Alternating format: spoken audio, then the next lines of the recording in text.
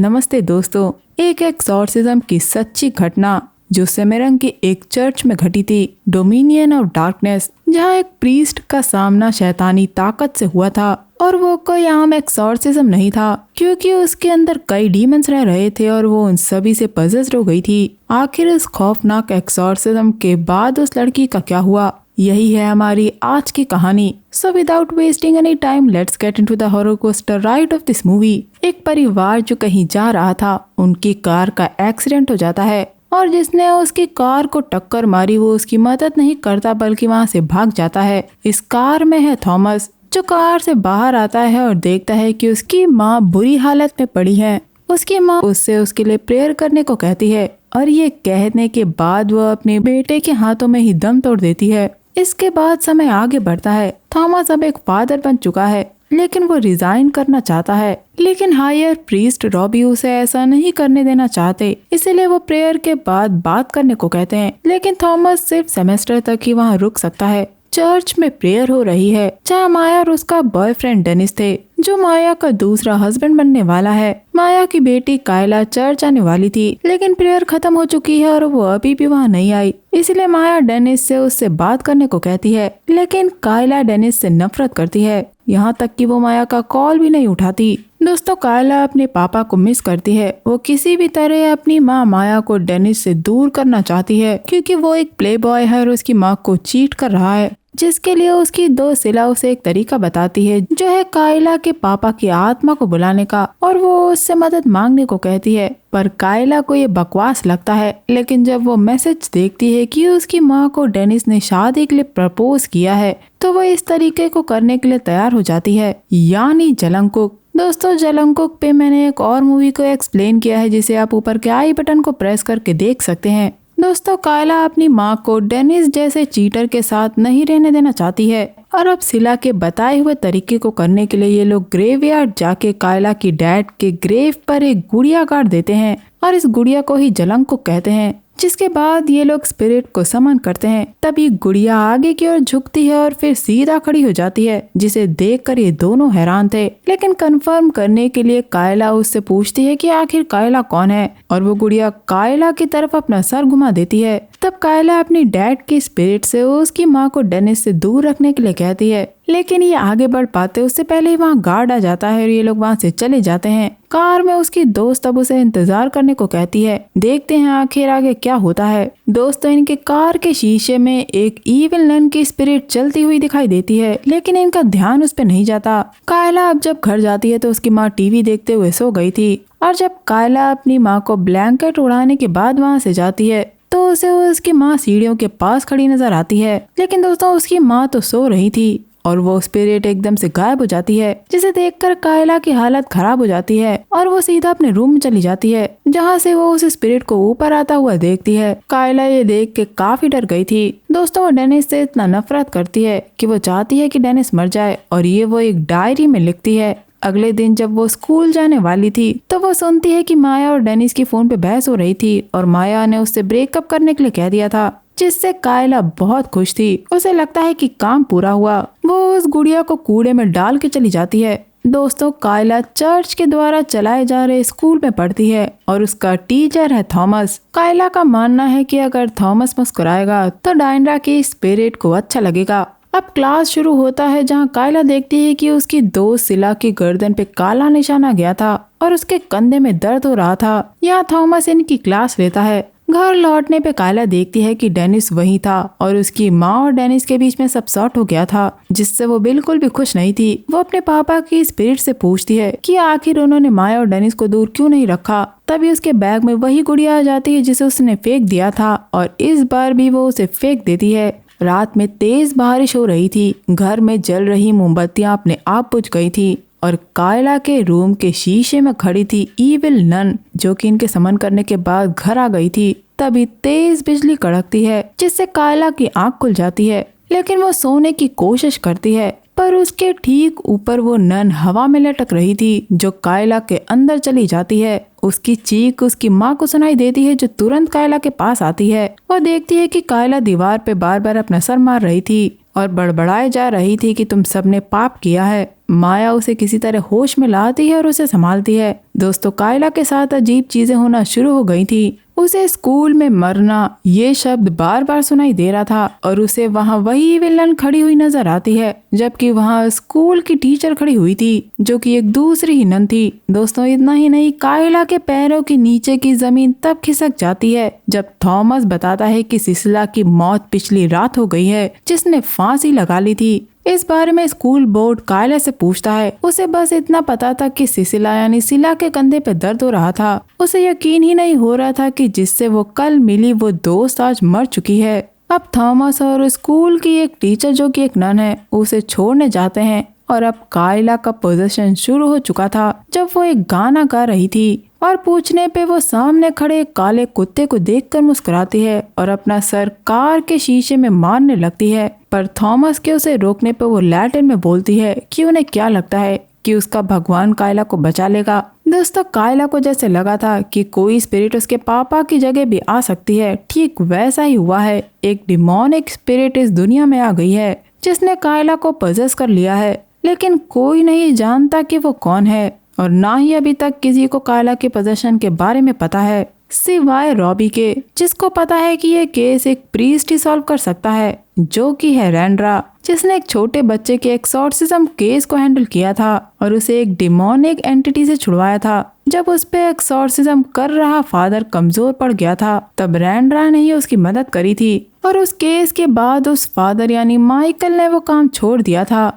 और दोस्तों, वेटिकन ने अब अकेले एक्सॉर्सिज्म करने पे रोक लगा दी है। बिना किसी की हेल्प के अकेले एक्सॉर्सिज्म नहीं किया जा सकता और इसके बारे में रैंड्रा रॉबी से बात कर रहा होता है। लेकिन एक्सॉर्सिज्म में किसी को साइकोलॉजी की नॉलेज भी होनी चाहिए, जिसके लिए रॉबी थॉमस का नाम सजेस्ट करता है। लेकिन दोस्तों, थॉमस तो पहले ही रिजाइन करना चाहता था और अब ये एक्सॉर्सिज्म वो ये बिल्कुल नहीं करना चाहता क्योंकि उसका फेथ उतना स्ट्रांग नहीं है। दोस्तों, कायला सिला और अपने पापा को पहले ही खो चुकी है जो उसके क्लोज थे और उसने अपनी बेस्ट फ्रेंड डायंड्रा को भी खो दिया। यानी थॉमस की बहन डायंड्रा कायला की बेस्ट फ्रेंड थी और कायला भी अब थॉमस की ही तरह अकेली है क्योंकि वो अपनों को खो चुकी है और थॉमस ने भी अपने परिवार को खो दिया है और अब कायला को थॉमस की जरूरत है। लेकिन फिर भी थॉमस नहीं मानता। दोस्तों, लेकिन कायला का पोजीशन बढ़ता जा रहा था। वो अब उस इविल नन को पेपर पे बनाने लगी थी और जब उससे शांत रहने को कहा जाता है तो वो अपने हाथ पे पेन से बार बार वार करने लगती है और बेकाबू हो जाती है। कायला को थॉमस संभालता है, लेकिन उसके अंदर की नन थॉमस को हिपोक्रेट कहती है, जिसके बाद कायला को इन्फर्मरी ले जाया जाता है जहां कायला अपने अंदर के इमोशंस को थॉमस को बताती है। वो सिला की मौत का जिम्मेदार खुद को मान रही थी, जिसपे थॉमस उसे समझाता है कि मौत को रोका नहीं जा सकता, इंसान को बस उससे मूव ऑन करना चाहिए। लेकिन दोस्तों, कायला उससे जलंग को गुड़िया के बारे में बता पाती उससे पहले ही वहाँ एक टीचर आकर बताती है कि कायला को प्रिंसिपल ने बुलाया है। अब कायला के बेकाबू होने की फुटेज माया को दिखाई जाती है और बताया जाता है कि स्कूल कायला की हालत के लिए एक साइकेट्रिस्ट को बुलाएगा। लेकिन माया चाहती है कि उसकी बेटी रेस्ट करे क्योंकि उसने अभी अभी अपनी दोस्त को खोया है।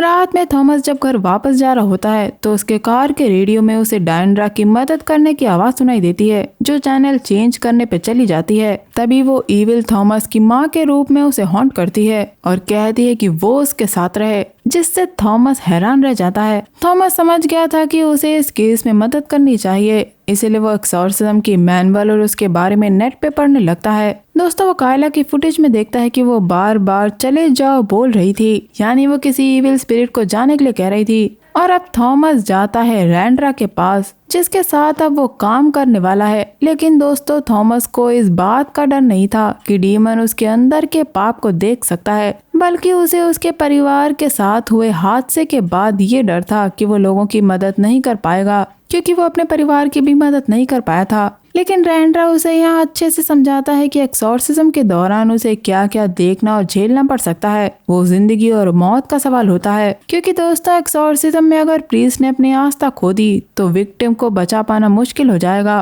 और अगर विक्टिम नहीं बचा तो उसके अंदर की आस्था भी खत्म हो जाएगी, जिससे दोनों ही लोग खतरे में आ जाएंगे। लेकिन थॉमस अब तैयार था। जिसे अब रेंड्रा सब कुछ ठीक से सिखाता है और वो उसे एक बुक देता है जिसमें सारे डीमंस के बारे में लिखा था और उन्हीं में से एक था वो डीमन जिसने उस बच्चे को पजेस किया था, लेकिन कायला को कब्जे में करने वाली थी एक इविल नन। दोस्तों, यहाँ कॉन्जरिंग की नन की फोटो मेकर्स ने लगाई थी जिसे इस मूवी में यूज किया गया है, लेकिन इन्हें अभी भी नहीं पता कि आखिर उस डीमन का असली नाम क्या है। एक्सॉर्सिज्म करने से पहले रेंड्रा थॉमस को कन्फेशन करने को कहता है ताकि डीमन इनके किए हुए पाप को इनके अगेंस्ट यूज ना कर सके। साथ ही वो ये भी बताता है कि अगर ये लोग सक्सेसफुल रहे तो वो जीत भगवान की होगी।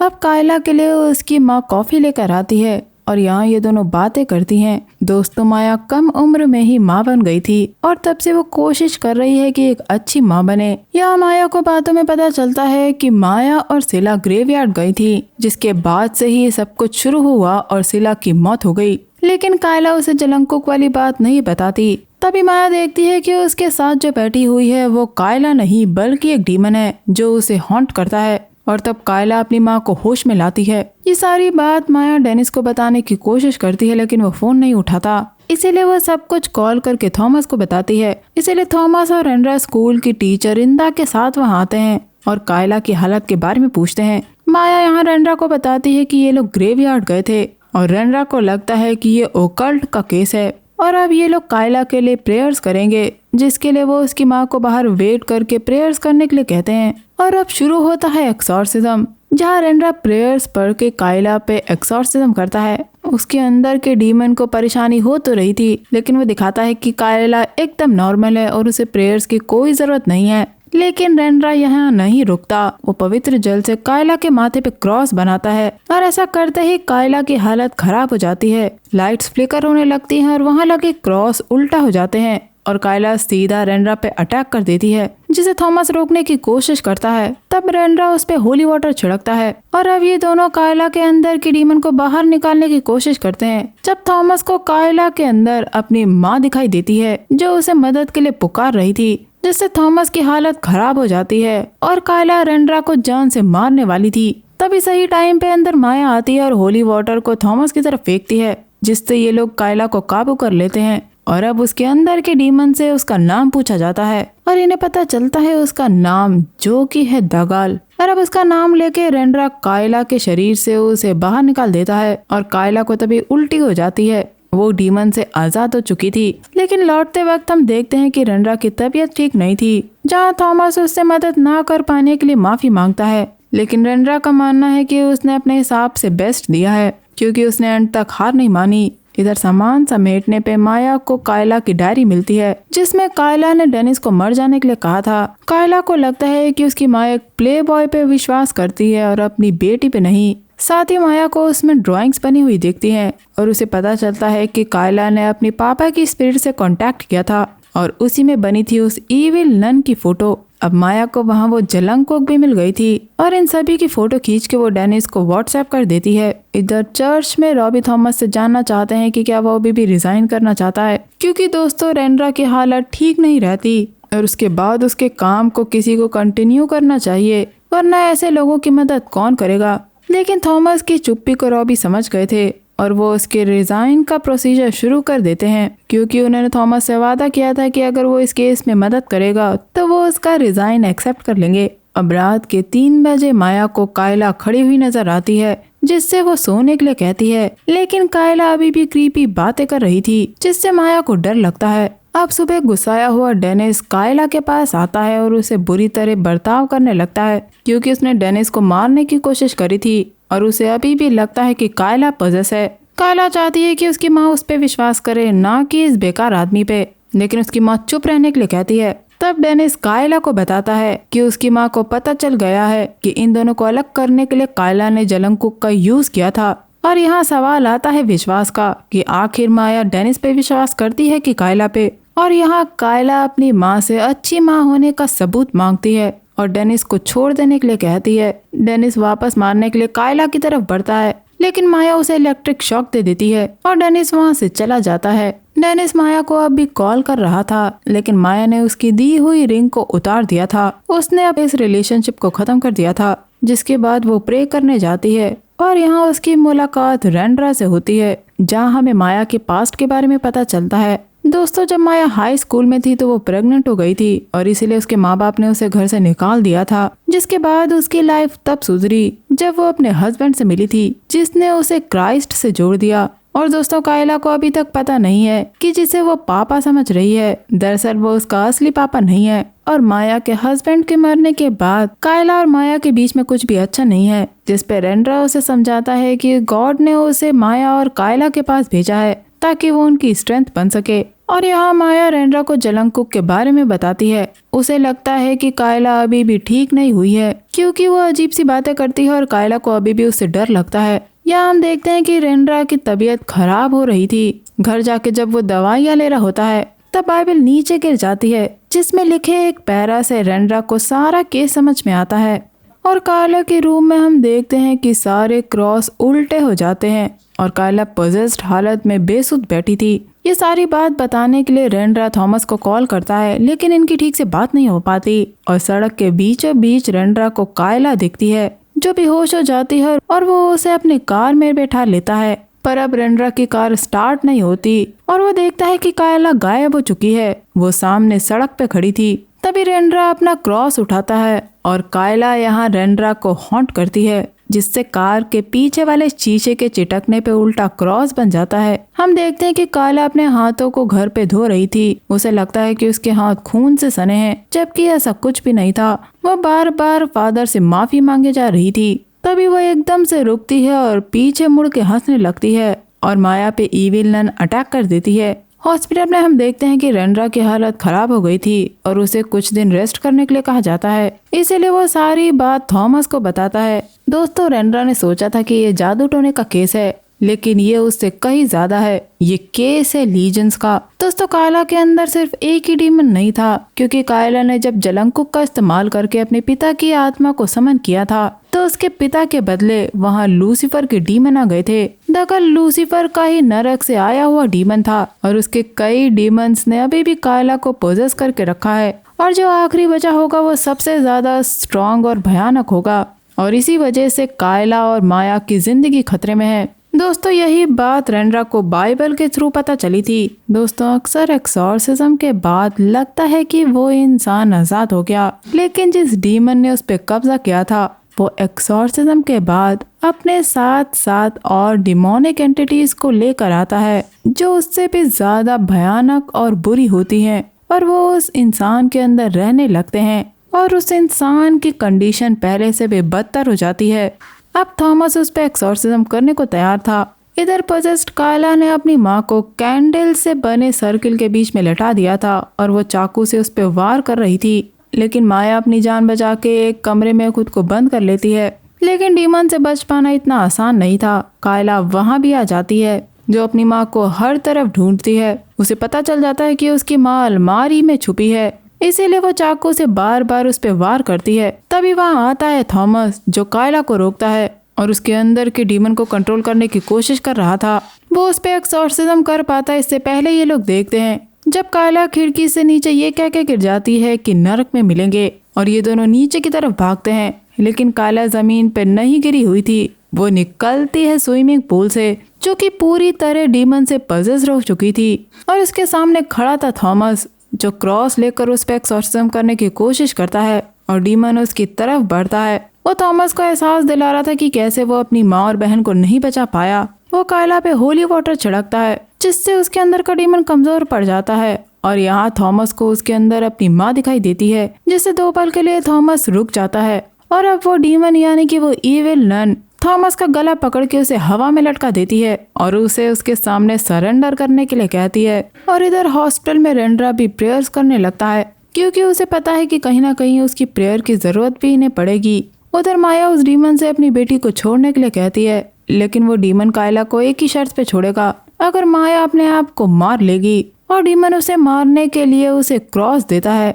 और दोस्तों यहाँ थॉमस को अपनी फैमिली की याद आती है जब वो फादर बनने वाला था और उसकी फैमिली इस डिसीजन से बहुत खुश थी। तब उसकी बहन डायंड्रा ने उसे रोजरी दी थी। यहाँ थॉमस को एहसास होता है कि गॉड उसके साथ है। और उधर कायला को 2 पल के लिए होश आता है जब वो अपनी माँ को जान लेने से रोकती है। कायला नहीं चाहती कि उसकी माँ उसे अकेला छोड़ दे और उधर थॉमस का टूटा हुआ फेथ वापस आ जाता है और अब वो पूरी ताकत से उस डीमन से लड़ता है।